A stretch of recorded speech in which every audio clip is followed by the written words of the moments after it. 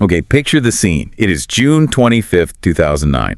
You might be at your desk, maybe sneaking a look at your phone during a meeting, or you're just getting home, and suddenly the digital world it breaks. It really did. And I don't mean that as a figure of speech. I mean the actual infrastructure of the internet buckled under the weight of human behavior. It was basically a digital cardiac arrest. That is a chilling way to put it, but yeah, it's accurate.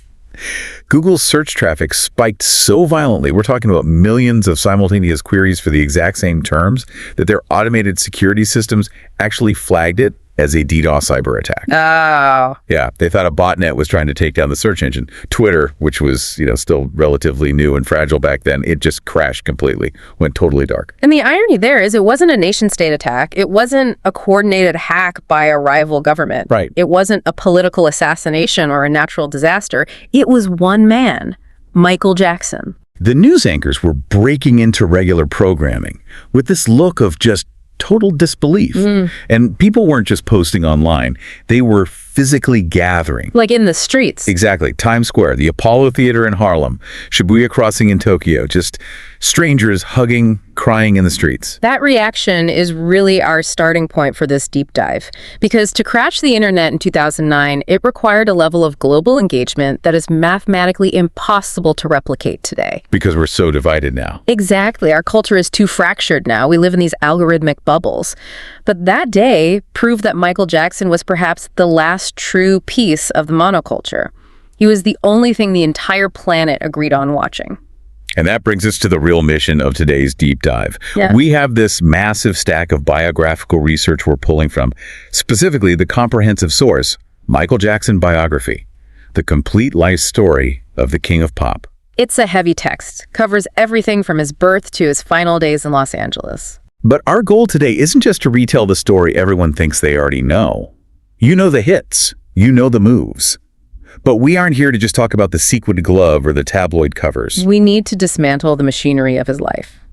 We really want to understand the business acumen, the musical theory, the psychology, and the sheer logistical reality of being the most famous person on Earth. The day-to-day reality of it. Right. We need to look at the system of Michael. How did a child born into a steel town become a brand worth billions? And what was the human cost of that scaling process? Because there's always a cost. We want to find the human being buried under the myth, because the reality of his life, as portrayed in the source material, was a massive contradiction. A huge contradiction. You have a man who could command a stadium of 100,000 people, literally stand there, motionless and make them faint, but who struggled to make eye contact in a one-on-one conversation. Powerful, yet deeply vulnerable. He was a global commander who was arguably terrified of the very world he ruled. So let's get into the time machine here. We are leaving the glitter of Hollywood and going straight to the Rust Belt. Gary, Indiana. Yes, Gary. And we need to set the scene properly, because this isn't just, a generic poor neighborhood. This is a highly specific industrial context. You really have to understand the sensory experience of Gary in the 1950s to understand the Jackson sound. This wasn't some quiet, sleepy suburb. It was a steel town. The primary employer was U.S. Steel. And that changes the whole environment. Exactly. The air smelled like sulfur and burning coke, but more importantly, it was loud. The rhythmic clanging of the steel mills, the stampers, the steam whistles, that was the literal background noise of their everyday lives. It was highly percussive. Yes. And the family lived at 2300 Jackson Street. Now, in your head, as a listener, you might picture a humble, cozy home. But I want you to look at the specs provided in our source material. It was a 2-bedroom house. Right. It was 672 square feet. For 2 parents and 9 children. I mean, just do the math on the square footage per person there. It's practically a submarine. You have zero privacy. None. You are constantly navigating around other bodies. If someone is practicing an instrument, everyone hears it. If someone is arguing, everyone hears it. And in that pressure cooker of a house, you have 2 opposing forces that really shaped Michael, Katherine Jackson and Joe Jackson. Katherine is essentially the melody of the house, right? She's the melody and the morality. She was a pianist and a singer, but she contracted polio as a child. Oh, wow. Yeah, and that physical limitation left her with a permanent limp, which meant her dreams of being a country and Western performer were effectively over before they started. So she pivoted.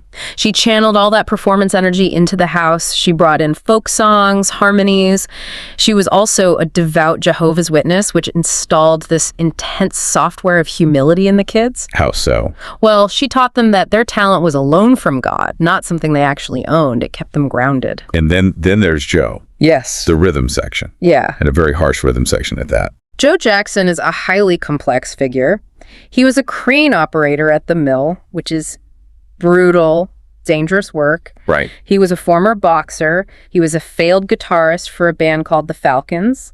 He saw his children not just as family, but as a potential escape pod from the industrial trap of Gary. Because he knew the mill was a dead end. Exactly. But his management style was, well, let's call it survivalist. The source material doesn't sugarcoat this at all. We aren't just talking about a strict dad who made them do their chores. We're talking about physical enforcement of perfection. He drove them with a fear of failure that was entirely visceral. Right, because he believed that for a black family in 1960s America to succeed, they had to be twice as good as anyone else. He was terrified of them falling into the traps of the neighborhood. Gangs, drugs, poverty. So he pushed them with an intensity that bordered on abuse. Honestly, it crossed the line into abuse. And this is where the broken string anecdote from the text is so vital, because it explains the exact pivot from a family playing music to a formal band. Right, this story is legendary. So Tito, one of the older brothers, used to sneak Joe's guitar off the wall while Joe's at work. Now, Joe had a strict rule. Do not touch my guitar. The one rule you don't break. Exactly. But Tito plays it, teaches himself chords. One day, inevitability strikes, and snap, a string breaks. The absolute nightmare scenario for a kid in that house. Joe comes home, sees the broken string. The boys are terrified. In that household, destruction of property usually meant severe physical punishment. Right. But instead of just grabbing his belt, Joe stares at Tito and says, "Show me what you can do." He makes him play the guitar with the broken string. And when Tito plays, Joe, the failed musician, he hears something real. He realizes, wait a minute, these kids aren't just messing around. They have raw materials that are better than anything I had in the Falcons. That is the moment the light bulb goes on. He realizes he has a product. So the rehearsals begin. And this is where Michael really enters the picture. He's the youngest, or one of the youngest at the time. He's only 5 or 6 years old. Barely out of toddlerhood. And the source describes him not just as a singer, but as a sponge.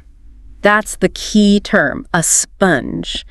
Michael wasn't just talented, he was analytically observant. What do you mean by analytically? He would watch James Brown on television, but he wouldn't just watch the dance steps like a normal kid. He watched the feet, he watched the mic handling. He studied how Brown would drop the microphone and catch it by the cord. The mechanics of it. Exactly. He watched how James Brown controlled the entire band with a single hand gesture. He was actively deconstructing the performance. There's a note in the text here that mentions he was singing about heartbreak before he could even tie his shoes. That's the true prodigy element.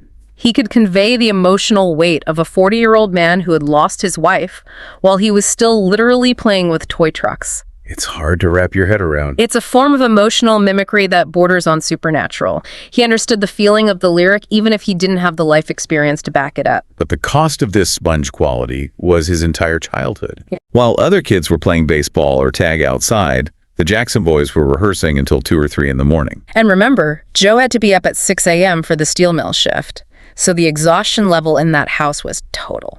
Just grinding them down. Michael would look out the window of the recording studio or their rehearsal space and see neighborhood kids playing at the park across the street. He described it later as a kind of torture. He was basically working a full-time, high-stress job at age 6. So they grind. They win the local talent shows. They go to New York and win the Apollo Theater Amateur Night, which is basically the gladiator arena of R&B. If you can survive the Apollo, you can survive anywhere. And eventually, word gets to Detroit. It's 1968. They reach the Holy Grail, Motown. Berry Gordy. The Motown machine. And the book uses the word machine, quite literally. Very literally. We have to understand what Motown was in the late 60s. It wasn't just a record label where you go hang out and record when you feel inspired. It was an assembly line. Like a car factory. Berry Gordy actually modeled it after the Ford assembly lines he saw in Detroit. You bring in raw talent at one end of the chassis, you process them, you polish them, you tune them, and you roll out a superstar at the other end. They actually had a finishing school, didn't they? They did. It was run by a woman named Maxine Powell. This part is fascinating. They taught the artists how to sit properly, how to hold a cigarette, even if they didn't smoke, just for the aesthetic. Oh, wow. They taught them how to elegantly exit a limousine, how to speak to royalty. They were grooming them to meet the Queen of England before they even had a hit record on the radio. They were building a class of black nobility. Precisely. And for most kids, that sounds like a nightmare boarding school. Yeah. You know, posture classes and etiquette. But the source says Michael actually loved it. He completely thrived on it. He treated Motown like a university. He would sit in the wings during rehearsals and just study Diana Ross. The sponge again. Right. He watched how she used her eyes to connect with the person in the very back row of the theater. He realized at a very young age that singing is only 50% of the job. The rest is psychology. Making the audience feel seen. You have to make the audience feel like you are singing only to them. He was a master student of showmanship. And Diana Ross became a huge mentor for him during this time. Huge. Now, Motown's PR machine actually spun this myth that Diana Ross discovered them, which wasn't true at all. Gladys Knight and a few others had seen them first. It was just a marketing hook. Exactly, but the emotional bond between her and Michael was very real. She was this glamorous maternal figure who really took him under her wing when he was far from home. And the output of this Motown machine was historic. I mean, look at this. The first 4 singles, I Want You Back, ABC, The Love You Save, I'll Be There, all 4 hit #1 on the Billboard Hot 100. Which had never happened in music history, a debut group hitting 4 consecutive #1s. Unprecedented. Yeah. And musically, if you just listen to I Want You Back, strictly from a theory perspective, it's incredibly complex. Oh, the bass line alone is legendary. It's essentially jazz fusion disguised as a 2-minute pop song. And Michael's vocal cuts right through it with this aggressive joy. Yes, aggressive joy is the perfect way to put it. He's attacking the notes. But here is the paradox of that era. The world sees this smiling kid with a perfect afro and a bright purple vest, radiating pure joy. But the reality behind the scenes was deep, profound isolation. Right, because he's touring constantly. Yeah. He's doing his schooling on tour buses with tutors. He has absolutely no peers his own age. He's in a golden cage. And the relationship with Joe didn't magically get better with success, did it? No, it got much more complicated. The perfectionism became tyrannical. Michael later admitted he would physically vomit from anxiety before seeing his father. That's heartbreaking. So you have this intense dichotomy. He is the most confident performer in the world the second he steps on stage, and a terrified child the second he steps off. So let's fast forward a bit. It's the mid-70s now. The cute kid phase is wearing off. The brothers are growing up. And the Jacksons are getting restless. They are. The whole music landscape is shifting. Disco is coming in. And the brothers want to write their own songs. They want to play their own instruments on the records. They want creative control. But Motown was a factory. They had a dedicated team of songwriters called the Corporation who wrote the hits. They basically wanted the boys to just sing what they were told to sing and smile. So in 1975, they make a massive, risky move. They leave Motown. This is the classic artist versus label conflict. The Jacksons wanted equity in their own art, so they took a massive risk and left for Epic Records. Which was a very messy divorce. They actually lost the name the Jackson 5 because Motown owned the trademark. Right. They had to rebrand simply as the Jacksons. And even worse, they lost their brother Jermaine in the move. Why did Jermaine stay? Jermaine was married to Hazel Gordy, who was Berry Gordy's daughter. Talk about a massive conflict of interest. Oh, wow. Yeah, that's complicated. So he stayed at Motown. Michael is now stepping out with his other brothers, minus Jermaine, and minus the brand name that made them famous. This is usually the danger zone for child stars.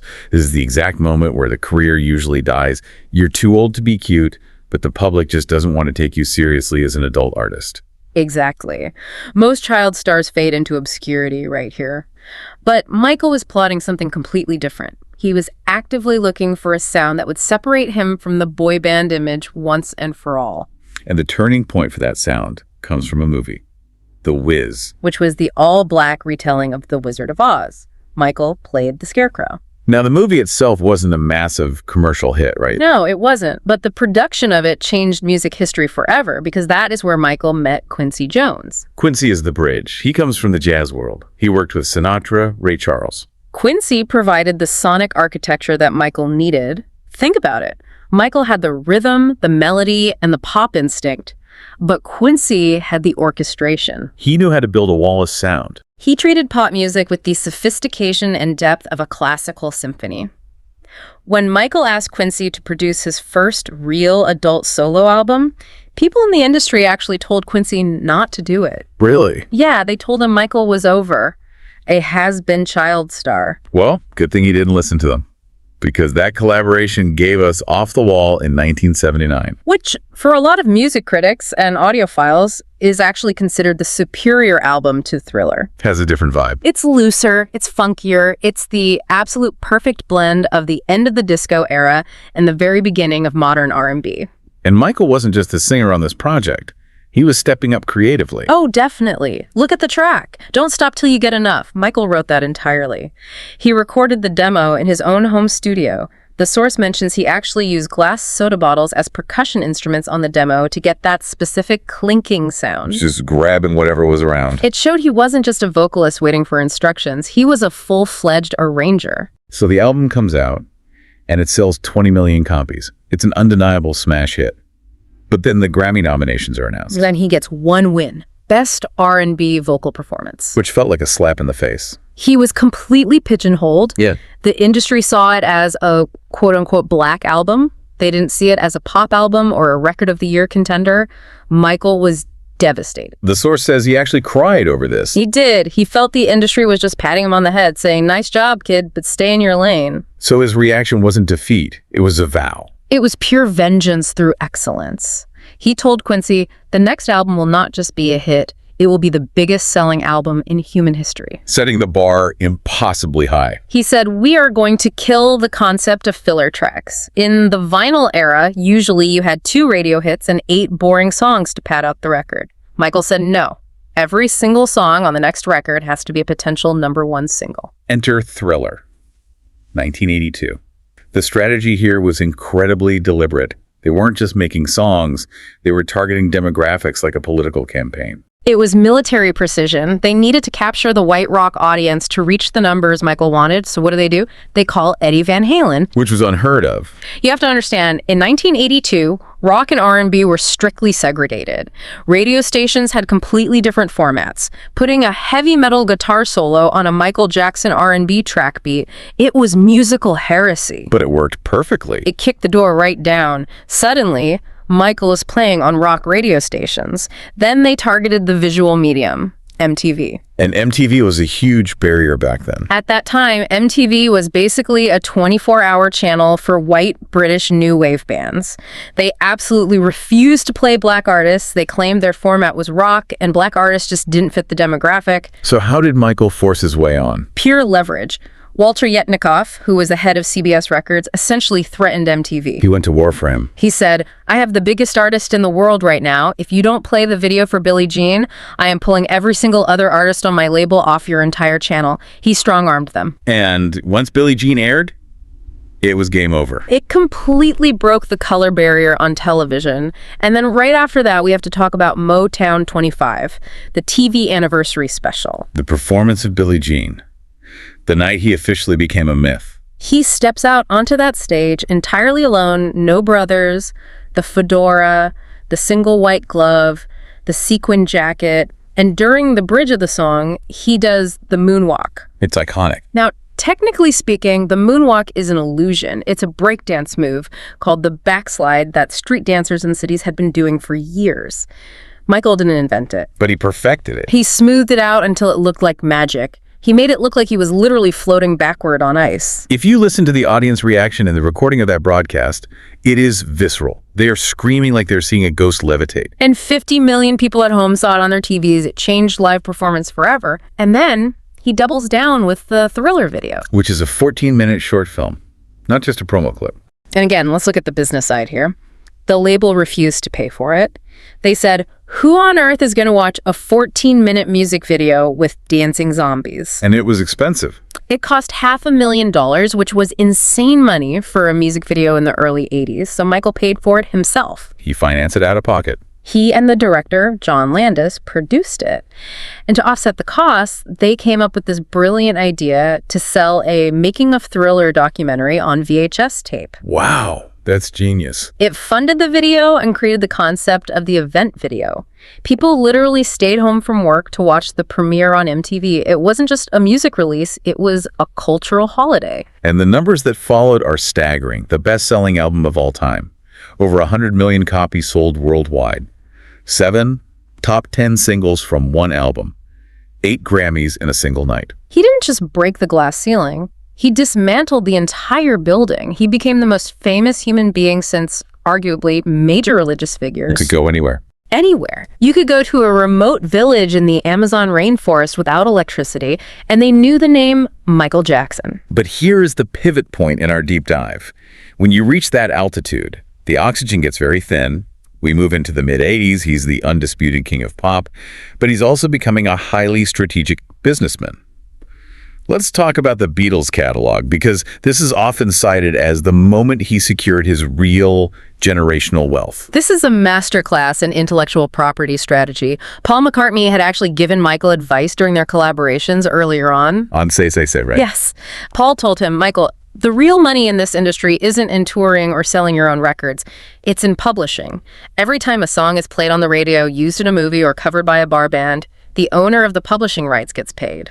And Michael took that advice very literally. He did. When the ATV music catalog came up for sale in 1985, which happened to own the publishing rights to nearly every Beatles song ever written, Michael put in a bid for $47.5 million, and he outbid everyone, including McCartney. And Paul was furious about that. Paul felt totally betrayed. He thought he was giving friendly advice to a peer, not training a direct competitor to buy his own life's work. But business is business. It was an incredibly shrewd move that secured Michael's financial future for decades. It showed he wasn't just this naive performer who only cared about dancing. He was a mogul. He understood that intellectual property was the true gold of the modern era. But simultaneously, while he's making these boss moves, the public image starts to warp. We enter the bad era in 1987. He toughens up the visual image. He's wearing buckles, black leather, a more aggressive persona. But the media really turned on him during this time. The wacko-jocko narrative began to take root. And we need to address the physical changes here, because according to our sources, this is often completely misunderstood and was a huge source of public mockery. Right, specifically his skin color. The press ran with the narrative that he was intentionally bleaching his skin because he hated being black and wanted to be white. Which the biography makes clear was cruel and incorrect. The medical reality, which was confirmed beyond a doubt by his autopsy later, was that he suffered from vitiligo. Which is a skin condition. It's an autoimmune disease where your immune system attacks your own pigment cells. So you develop these stark white blotches all over your skin. So he was literally losing pigment in patches. Exactly. And for a performer who is constantly under stadium spotlights and high-definition cameras, that is devastating. Initially, he used dark makeup to cover the white patches to maintain his original complexion. But it progressed. As the disease progressed and the white patches became the vast majority of his body, it became easier to just use light makeup to cover the few remaining dark patches to look uniform. The depigmentation was nearly total. But the public didn't know the medical details. They just saw a black man seemingly turning white before their eyes and assumed it was severe self-hatred. And he didn't really come out and explain it, did he? He was notoriously private. He finally mentioned it in the Oprah Winfrey interview in 1993, but by then the tabloid narrative was set in stone. People thought it was just an excuse. And amidst all this intense scrutiny, he retreated from the world. He built Neverland. Neverland Ranch. Purchased in 1988, this is where the psychology of Michael gets very heavy. He bought a massive, sprawling property in the San Ynez Valley and turned it into a literal amusement park. He had a zoo, a train station, a Ferris wheel, a full movie theater with actual candy counters. Now, to the outside world, this just looked like eccentricity run amok. A grown man with millions of dollars living in a private theme park. But if we analyze it through a psychological lens, as the biography does, it's clearly a profound trauma response. He was attempting to buy the childhood he never had. Because he missed it all in Gary. He never got to go to the park. He never got to play tag. He was working in smoke-filled adult nightclubs at age 8. So he built a contained world where he could be a child forever, safely. And he opened it up to other kids, right? Sick children, underprivileged kids from the cities. He did. He deeply believed in the healing power of joy. He wanted to share this utopia he built. He felt safe among children because, in his view, children didn't want anything transactional from him. They didn't want a record deal. They didn't want his money or his fame. They just wanted to ride the rides and play video games. Adults were always trying to take something. Children were pure. But that worldview, that extreme naivete, it ultimately led to his destruction. It was his massive blind spot. He invited families into his private sanctuary. He had sleepovers. And in 1993, the first allegation hits Jordan Chandler. The impact of that news was nuclear. It was instant cancellation long before we even had a word for it. Corporate sponsors like Pepsi dropped him immediately. And the police raided Neverland. They raided the ranch. They actually strip searched him and photographed his naked body for evidence to see if it matched descriptions given by the accuser. It was a level of humiliation on a global scale that is hard to fathom. But the case didn't actually go to a criminal trial. It was settled out of court. Right. Michael settled the civil case for around $23 million. His legal and business team advised him that a trial would take years, drag his name through the mud daily, and completely destroy his career, so he should just pay the money to make it go away. But to the general public, most people read settlement as guilty. Precisely. Legally speaking, a settlement is just a business decision to stop a costly lawsuit. It is definitively not an admission of guilt. But in the court of public opinion, the check was the verdict. And this is when the reliance on painkillers really begins to take hold, according to the text. The stress of the allegations, the public humiliation, combined with very real physical pain from a scalp burn and various accidents on stage over the years, he started numbing himself. Then, over a decade later, in 2005, it happens all over again. Yeah. Gavin Arvizo trial. But this time, he fights it in court. This was a full criminal trial. If he lost this one, he was going to state prison for a very long time. The stakes were absolute. The media circus pitched outside the Santa Barbara courthouse was insane. It was broadcast globally. What was the defense strategy this time around? His lead lawyer, Tom Mesereau, went purely on the offensive. Instead of just playing defense and saying Michael is innocent, they systematically dismantled the accuser's credibility. How did they do that? They showed a documented pattern of the accuser's family targeting other celebrities for financial gain. They brought in character witnesses and people who completely contradicted the timeline of events the prosecution presented. And the verdict was very clear. Not guilty on all counts. A complete, across-the-board acquittal. So he was legally vindicated. Legally, yes. But the expert analysis provided in the source material here is crucial. Legal vindication did not bring public rehabilitation. It broke him. The trial entirely broke him. Physically, he was incredibly frail. He lost a dangerous amount of weight during the trial. Financially, he was almost completely ruined. From the legal fees. He had to heavily leverage his ATV music catalog just to pay the massive legal bills and keep his estate afloat. He was never the same person after 2005. He walked out of Neverland after the verdict and basically never lived there again. He said the police raids had permanently violated the space. Which brings us to the final act of this deep dive, 2009. The tragedy of This Is It. This was the ultimate Hail Mary. By 2009, Michael was drowning in complex debt. He was facing foreclosure on several properties. He urgently needed a massive cash injection to save his assets for his children. So AG Live announces a major residency at the O2 Arena in London. And the initial announcement was a massive success. The tickets sold out in hours. The demand was still there. But look at the logistical numbers. It was 50 shows. 50 shows? I mean, doing 50 high-energy stadium shows is a grueling marathon for a 25-year-old pop star in absolute peak physical condition. Michael was 50 years old, physically frail, and deeply chemically dependent on prescription medications. It was an act of sheer desperation. He felt he had absolutely no other choice. He wanted his kids, Prince, Paris, and Blanket to see him perform at his peak at least once, and he desperately needed the capital. The rehearsals for those shows, the source describes them as a heartbreaking roller coaster. Extremely erratic. Some days he'd come into the Staples Center and the old magic was right there. The voice was crisp, the moves were sharp, the total command of the stage. The crew would literally have tears in their eyes watching him. But then the next day. Other days he was shivering, wrapped in heavy blankets, too weak to perform, just looking totally lost and confused. The pressure to deliver was immense. And his greatest enemy during this time was insomnia. Chronic, intractable insomnia. His mind simply wouldn't shut off. Between the adrenaline of rehearsing and the crushing stress of the debt, he literally could not achieve natural sleep. And this is exactly what led him to hire Dr. Conrad Murray. And the administration of propofol. Now, for the listeners, can you explain what propofol actually is? Because it's not Ambien. It's not an over-the-counter sleep aid. No, not at all. Propofol is colloquially called the milk of amnesia. It is a heavy surgical anesthetic used in hospitals to induce comas for major operations. Like when you get surgery. Right. It requires intubation, constant oxygen, and EKG heart monitoring. It is never, ever intended to be used in a private residential bedroom as a casual sleep aid. But he was demanding it. Because when you are on propofol, you aren't actually sleeping. You are chemically unconscious. You do not get the REM sleep cycles, which is what the human brain physically needs to restore itself. So he was basically being medically knocked out every single night and woken up, but his brain wasn't resting at all for weeks. He was a walking zombie. And on the morning of June 25, 2009, Dr. Murray administered the drug, left the room for a moment, and Michael simply stopped breathing. His heart, worn out by years of stress and chemical strain, just stopped. And just like that, the world stopped. He was only 50 years old. It's truly a tragedy of Shakespearean proportions.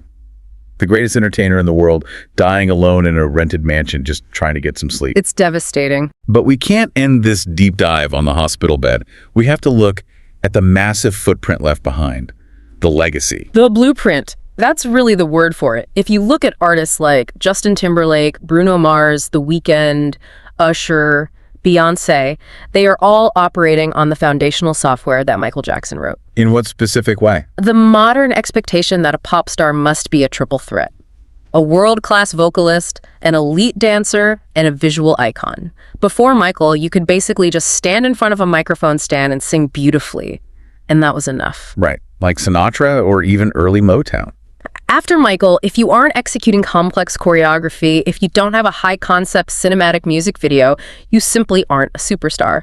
He raised the bar so high that the entire industry is still just trying to jump over it. And we have to mention the Super Bowl halftime show. Exactly. Before his performance in 1993, the Super Bowl halftime show was basically local marching bands and performance groups like Up With People. It was a bathroom break. Michael changed the paradigm. He did the 1993 show, and he literally stood completely still on stage for 90 seconds at the start. Just stood there while the crowd went insane, and the TV ratings actually went up during halftime instead of dropping.